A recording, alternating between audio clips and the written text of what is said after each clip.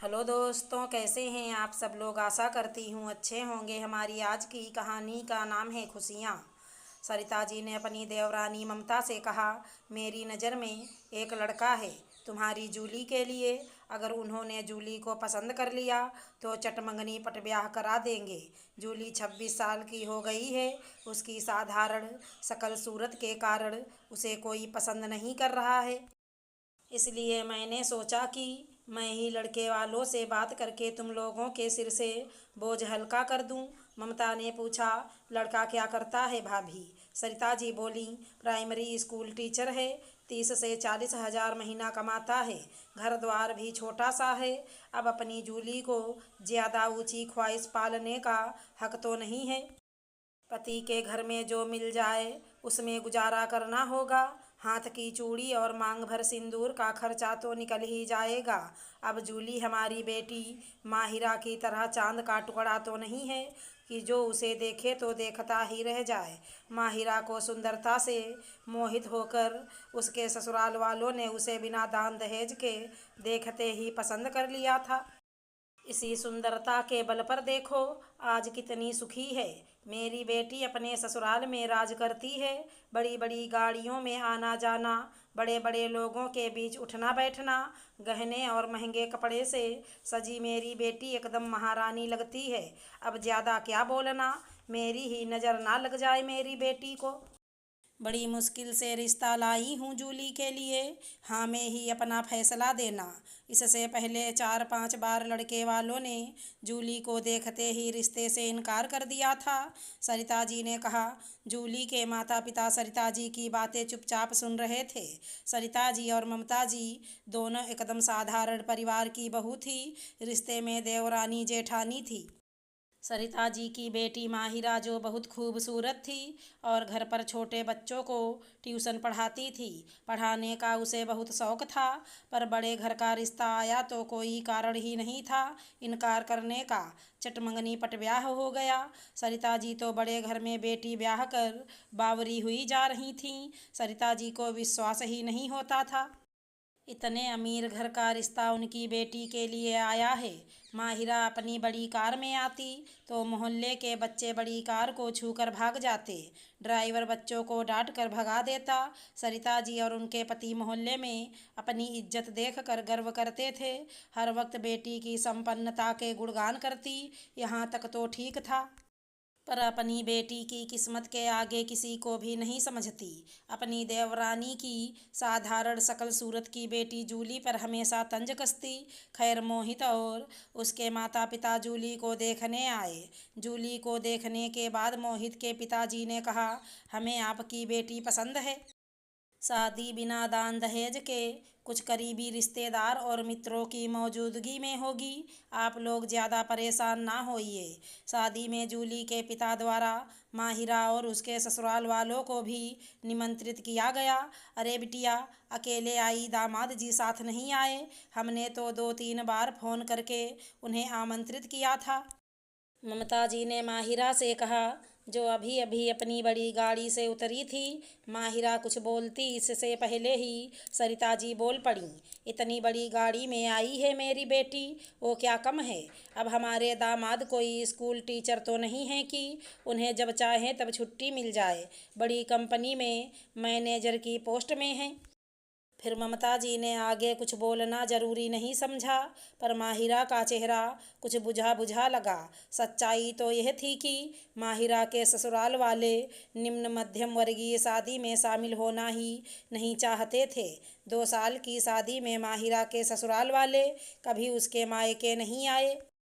जूली के परिवार में उसके माता पिता और एक छोटा भाई एक बहन थी। उन्हीं के घर से लगा सरिता जी का परिवार था। जूली जब पहली बार मायके आई तो उसके चेहरे की रंगत ही बता रही थी कि वो ससुराल में कितनी खुश है। कुछ दिनों बाद उसके पति मोहित उसे लेने आए। उसकी सास ने यथाशक्ति सबके लिए उपहार भिजवाए। वो उपहार छोटे थे पर देने की भावना बड़ी थी। मोहित भी घर के सदस्य की तरह व्यवहार करता, ना कि मेहमान बनकर रहता। दामाद जी, खाना लग गया है, खाना खाने चलिए, जूली की माँ ने आग्रह करते हुए कहा। आप सबकी थाली कहाँ है? केवल 3 थाली देखकर मोहित ने पूछा। जी, पहले आप जूली और जूली के पापा खा लीजिए, फिर हम सब भी खाना खा लेंगे। मैं गर्मा गर्म पूड़ी परोस रही हूँ, आप बैठिए, खाना ठंडा हो जाएगा। ममता जी बोली। नहीं माँ, हम सब साथ खाना खाएंगे, सारा खाना आप बाहर ले आएं, हम सब नीचे बैठकर आराम से हाथ में खाना खाएंगे। मुझे अपना बेटा ही समझिए, कोई दिखावा करने की ज़रूरत नहीं है। मोहित बोला। जूली पति के सहज व्यवहार से बहुत खुश होती है। वहाँ सरिता जी मौजूद थी। तभी खाना खाने के बाद जूली अपनी माँ की मदद करने किचन में जाती है, फटाफट बर्तन मांजने लगती है। उसे देखते ही सरिता जी ने तंज कसा। हाँ, ससुराल में भी बर्तन मांजने की आदत छूटी नहीं होगी। काम वाली तो होगी नहीं वहाँ तेरे लिए, तो मायके और ससुराल की परिस्थिति में कोई अंतर ही नहीं, इसलिए मायके में भी लग गई काम में। जी बड़ी मम्मी, ससुराल जाकर भी मुझे लगता ही नहीं कि मैं ससुराल में हूँ, बिल्कुल अपने घर की तरह लगता है। हर बात की स्वतंत्रता, वहाँ भी मेरी सास मेरी माँ की तरह मेरी पसंद का पूरा ख्याल रखती हैं, साथ बिठाकर खाना खिलाती हैं। हम साथ मिलकर सारा काम हंसते बतियाते कर लेते हैं। जैसे मायके में हैंड से बैग वगैरह बनाया करती थी, वैसे अब ससुराल में भी बनाती हूँ। मेरी सास भी मेरी मदद करती हैं, जूही ने तगड़ा जवाब दिया। कुछ दिन मोहित जूली के मायके में रहा, लेकिन दामाद नहीं बेटा बनकर। कुछ दिनों बाद ममता जी सूटकेस में कपड़े रख रही थीं। कहाँ जा रही हो ममता तुम लोग? पड़ोस से सरिता जी ने घर आते ही पूछा। भाभी, मैं आने वाली थी आपको बताने, जूली की सास ने जूली के जन्मदिन पर पूजा रखी है और हम सबको आमंत्रित किया है। उनके कुछ करीबी रिश्तेदार और हमें ही आमंत्रित किया है, बहुत मान से बुलाया है, इसलिए 2 दिन के लिए जूली के ससुराल हो आते हैं, जूली भी खुश हो जाएगी। ममता जी ने कहा तो सरिता जी सोचने लगीं कि उनकी बेटी माहिरा के ससुराल में किसी भी आयोजन में उन्हें तो शामिल ही नहीं किया जाता है। एक बार ममता जी की तबीयत कुछ ज़्यादा ही खराब हो गई, बुखार उतरने का नाम ही नहीं ले रहा था।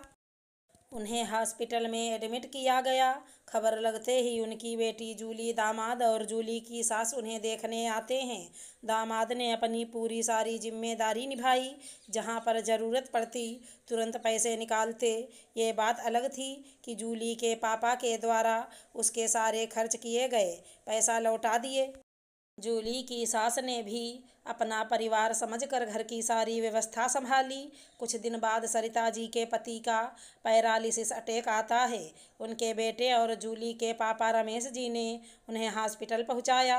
माहिरा हमेशा की तरह ड्राइवर के साथ अपनी बड़ी गाड़ी में आई। ये क्या हो गया मम्मी पापा को? माहिरा ने रोते हुए माँ के गले लगते हुए कहा। डॉक्टर देख रहे हैं, जल्द ही ठीक हो जाएंगे तेरे पापा। तेरे ससुराल वाले कितने अच्छे हैं, बड़ी गाड़ी में भेज दिया मेरी बच्ची को, सरिता जी बोली। माहिरा बैग में से फ़ोन निकाल कर अपने पहुंचने की सूचना ससुराल में देती है। नया मोबाइल, नया बैग, सब ले दिया है। सरिता जी खुश होते हुए बोली। बेटा, तेरा चेहरा हमेशा मुरझाया हुआ सा क्यों लगता है? क्या कमी है तुझे ससुराल में जो हमेशा नीरस सी दिखती है? सरिता जी ने माहिरा से पूछा। मम्मी, आपको मेरे ससुराल की शानो शौकत तो दिखाई दे रही है, परंतु बेटी का दुख कभी दिखाई नहीं दिया। माहिरा माँ के सामने बिलख पड़ी। माँ, मेरे पास महंगे बैग हैं, पर मुझे 1 रुपया भी बिना इजाज़त खर्च करने की आज़ादी नहीं है। महंगी गाड़ी तो दे दी, पर मेरे साथ मेरे गरीब मायके में आने को कोई तैयार नहीं है। मेरे पति को तो घुट्टी पिलाई गई है कि ससुराल जाने से दामाद की इज्जत घट जाती है।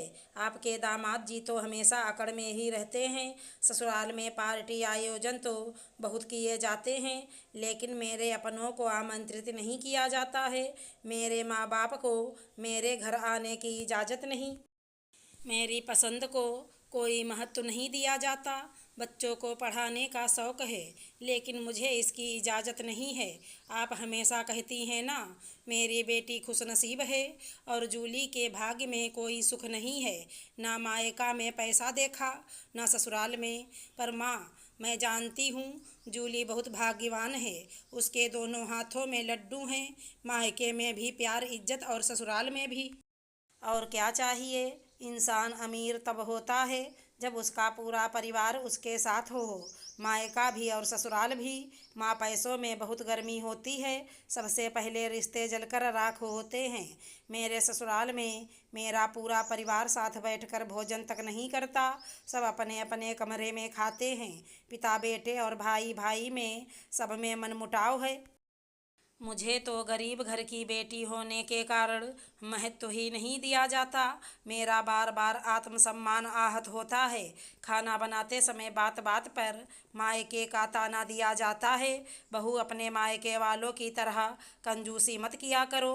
आपके द्वारा भेजी गई मिठाई सीधे ड्राइवर या मालिक को दे दी जाती है। अरे, ये भी क्या बात हुई? उन्हें नहीं खाना तो ना खाएं, मुझे तो खाने दें मेरे मायके की मिठाई। मेरे ससुराल वालों की अमीरी देखकर अब मुझे घिन आती है। कोई बात पसंद नहीं हो तो प्यार से भी समझाया जा सकता है। हर बात में मायके वालों को ताना देना ठीक नहीं है। माँ, जूली का पति सही मायने में अमीर है। जूली के चेहरे पर मैंने सच्ची मुस्कान देखी है, क्योंकि उसके पति ने उसे प्यार के साथ साथ सम्मान भी दिया है। साथ साथ उसके मायके वालों को भी दिल से अपनाया है। हाँ बेटा, तू ठीक कह रही है। जूली बड़े दिल वालों के घर में खुश है। खुशियों को पैसे से नहीं तौलना चाहिए। सरिता जी ने कहा, अगर हमारी कहानी पसंद आई हो तो चैनल को लाइक शेयर सब्सक्राइब करें। राधे राधे दोस्तों।